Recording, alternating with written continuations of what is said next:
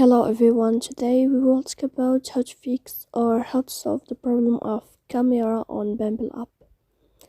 To know how to fix or how to find a solution about camera on Bumble app, you should just go to settings.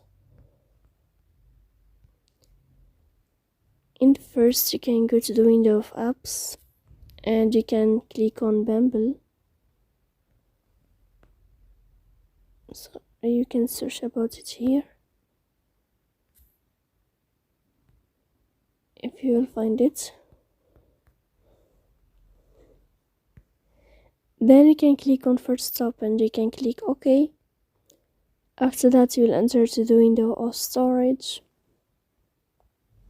Then you can click clear cache. Don't click clear data because that can cause you errors or can delete your account. So please don't forget to support us by like and subscribe.